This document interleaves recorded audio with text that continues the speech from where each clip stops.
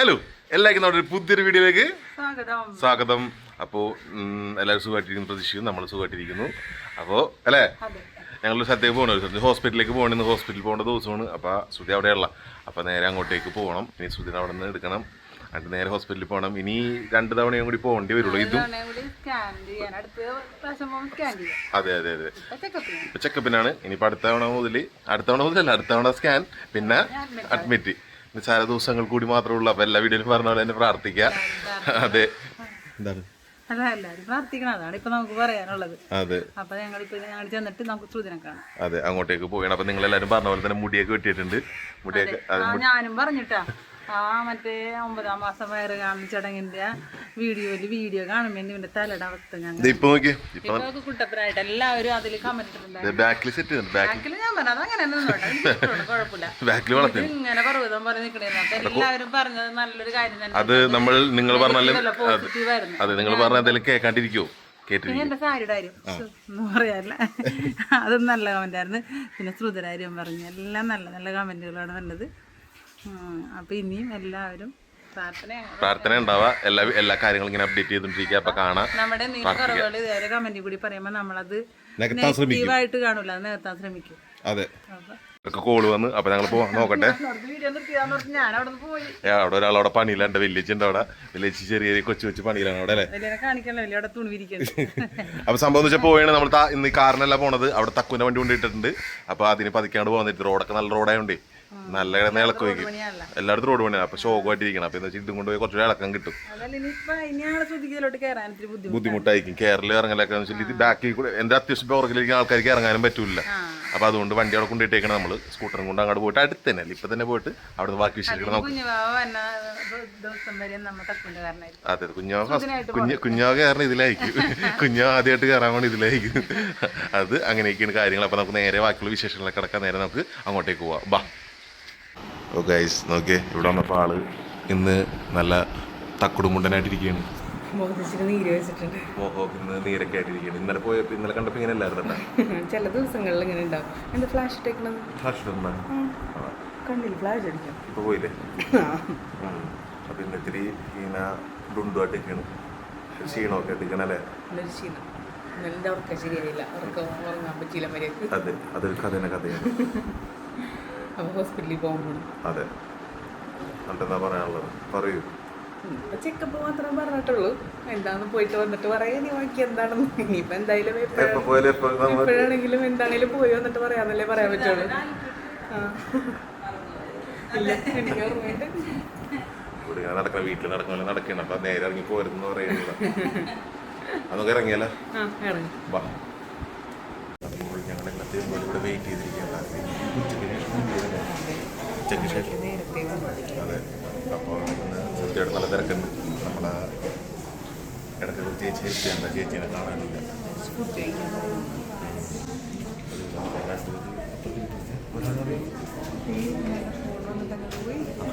അമ്മനെ കാണി നീ ഫോൺ വിളിച്ച് പോയി കണ്ടിട്ടുണ്ട്.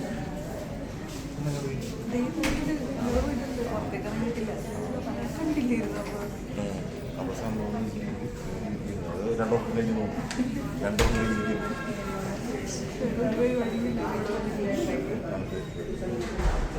നമുക്കിവിടെ ഇങ്ങനെ വെയിറ്റ് ചെയ്തിരിക്കാം. ഇന്നിപ്പോൾ ഡോക്ടർ പറയും അടുത്ത ദിവസം സ്കാനിങ് എന്നാണ്. ബാക്കി ഡീറ്റെയിൽസൊക്കെ പറയാം, അല്ലേ? അത് ഞങ്ങളിവിടെ കാത്തിരിക്കട്ടെ. ഡോക്ടറെ കണ്ടിട്ട് ഇറങ്ങിയേട്ടാ. ഡോക്ടറെ കണ്ടിറങ്ങി. ഡോക്ടർ ഇന്നും ഡേറ്റ് മാറ്റിയിട്ടില്ല. അങ്ങനെ തന്നെ നിൽക്കുന്നു. അങ്ങനെ നിൽക്കുന്ന കാഴ്ച, അല്ലേ?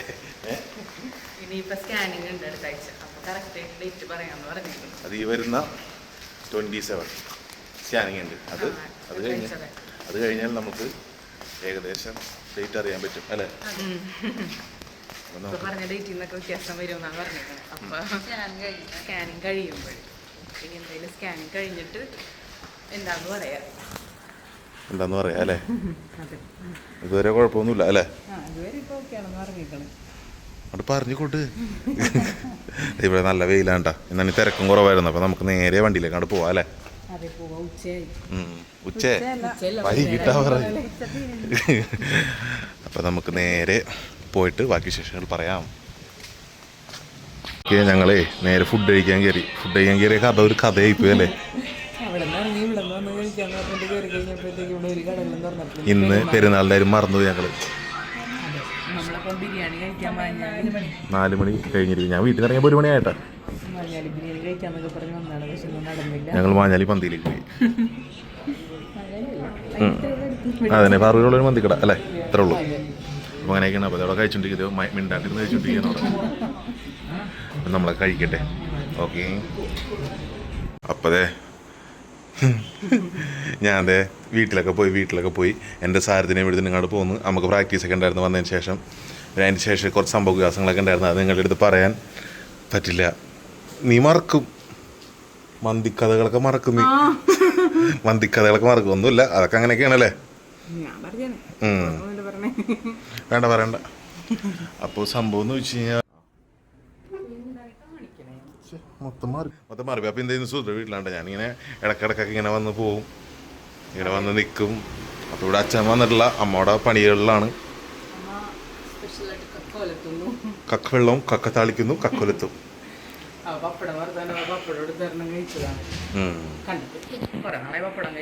അതെ. സംഭവം എന്ന് വെച്ച് കഴിഞ്ഞാൽ ഇനി നമ്മൾ ഇങ്ങനെയൊക്കെ നടക്കാനൊക്കെ പോയിരിക്കുന്നു. രാത്രി നടക്കാൻ പോയിരിക്കുന്നു. അടിക്കാൻ കൊടുക്കാനുണ്ടായിരുന്നു. രാവിലെ പകല് നേരത്തൊന്നും ഇവിടെ ഇറങ്ങാൻ പറ്റണല്ലോ. അപ്പൊ ദൂരേക്കൊന്നല്ല, ഇവിടെ. അതെ. അപ്പൊ ഞങ്ങളുടെ കിടിലൻ ഒരു ഫോട്ടോസും കാര്യങ്ങളൊക്കെ പുറകെ വരുന്നുണ്ട് അല്ലേ. എടുത്തിട്ടില്ല. അത് പെട്ടെന്ന് തന്നെ എടുക്കണം, അല്ലെങ്കിൽ ഇതെങ്ങനെ ആയിട്ടുണ്ടെങ്കിൽ പിന്നെ ഇത് എടുക്കാൻ പറ്റില്ലല്ലോ. പെട്ടെന്ന് ഹോസ്പിറ്റലിൽ പോയി നമ്മുടെ ബേബി വരേണ്ട ടൈം ആയിട്ടുണ്ടെങ്കിൽ ബേബിക്ക് തോന്നിയത് നിങ്ങൾ ഇത്രയും ദിവസം ഞാൻ തന്നില്ലേ, നിങ്ങൾ ഫോട്ടോ എടുത്തില്ലല്ലോ എന്ന് പറയണെങ്കിൽ ശരിയാവൂലല്ലോ. അതെ. അപ്പൊ അങ്ങനെയൊക്കെ അപ്പൊ അതൊക്കെ ഇങ്ങനെ പ്ലാൻ ചെയ്തോണ്ടിരിക്കുന്നത്. പിന്നെ ഞാനാണെങ്കിലും ഓരോ ദിവസം ചെല്ലും തോറും എനിക്ക് ക്ഷീണവും കാര്യങ്ങളൊക്കെ കൂടിയായിരുന്നു. അപ്പൊ ഞാൻ കൂടെ നീട്ടണ്ട. രാവിലത്തെ ബ്ലൂ ഇത്തിരി കുറഞ്ഞിട്ടുണ്ട്. പക്ഷെ എനിക്കിന്ന് ഹോസ്പിറ്റലിൽ പോയി വന്നിട്ടൊരു ക്ഷീണം ഉണ്ടാണെങ്കിൽ എനിക്ക് അങ്ങനെ ക്ഷീണമൊന്നും വരാറില്ല. ക്ഷീണമൊക്കെ നമുക്ക് മാറ്റാം. അപ്പം നമുക്ക് കുറച്ചിറങ്ങിയിട്ട് കാണാം. പിന്നെ ഞങ്ങൾ രാവിലെ ആയി ഗൈസ്. അപ്പോൾ നോക്കിയേ, ഇവിടെ നല്ല വെയിൽ. അപ്പോൾ ഒരാളിവിടെ വെയിലിൽ നിന്ന് കായുണ്ട്. ഇത് വെയിൽ നിന്ന് പൊള്ളയിടുന്നുകൊണ്ടിരുന്ന് വെയിൽ മാറിപ്പോയ ദൈവമേ. സുണ്ണാപ്പി ഇവിടെ കിടന്നത് വെയിലത്തേക്കാണ്. ഫുൾ ടൈം ചൂട് വെയിലാണ് ഇവിടെ അല്ലേ. പൊള്ളയാണ്. അപ്പൊ ഞങ്ങൾ കുറച്ച് മുന്നേ എനിട്ടുള്ളൂ ഇങ്ങനെ വെറുതെ സംസാരിച്ചിരിക്കുന്നു അല്ലേ.